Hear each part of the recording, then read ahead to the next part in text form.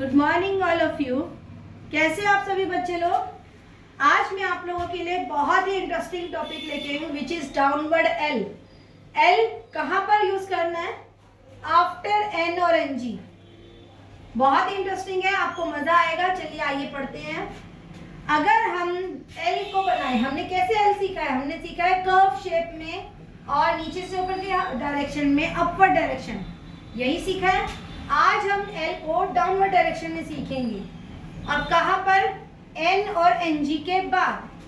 चलिए वर्ड्स पे आते हैं। जैसे मेरे पास है ओनली, तो मैंने क्या करना है? एन बनाना है और एन के बाद एल बनाना है और आ का डैश वोवल ओन ली में कौन सा वोवल आएगा? वही वाई वाला जो आप लोगों को मैंने क्लास में पढ़ाया था। वाई के बाद ई की साउंड आती है। वाई कौन सी साउंड देता है? ई की। ओनली। अब अगर मैं इसी में और वर्ड्स आपको लेके आऊँ, अगर एक बार के लिए हम राइटर की बात ना माने, हम इसको एन और एल दोनों बना के देंगे। एक बार राइटर की बात ना मान के ये बना ऑन ली बना, तो ऐसे भी ठीक है। बट क्या है यहाँ पर? देखिए, एक बार मेरा यहाँ हाथ की मूवमेंट यहाँ रुकती है, एक बार मेरी यहाँ बनती है। फिर यहाँ पर ये समझना मुश्किल है, मेरा एन यहाँ तक बन रहा है, यहाँ तक बन रहा है, और एल में भी क्लियरिटी नहीं आ रही।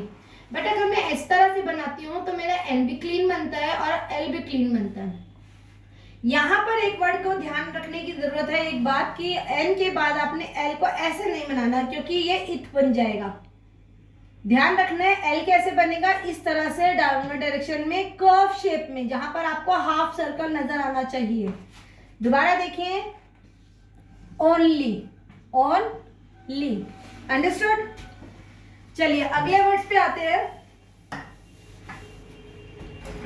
नेक्स्ट वर्ड है अनलेस।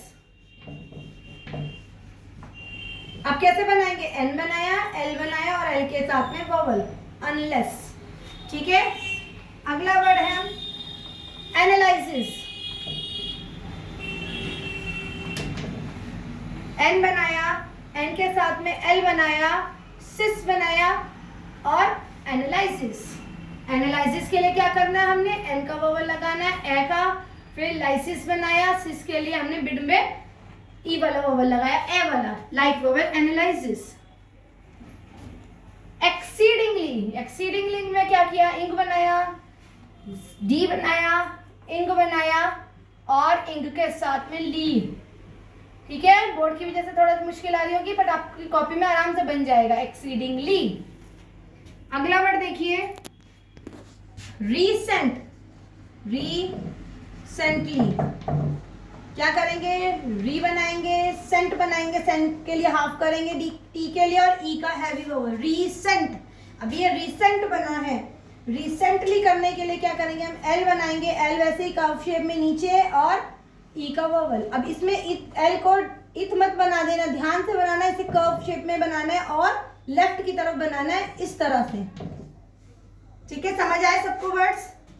किसी को कोई डाउट है तो मुझे आप कमेंट करके पूछ सकते हैं, मैं आपकी क्वेश्चंस की क्वेरी को आपको सॉल्व करके दूंगी। अब देखते हैं, एक वर्ड है, बहुत प्यारा सा वर्ड है, नेल्सन। अब नेल्सन में क्या करना है हमने?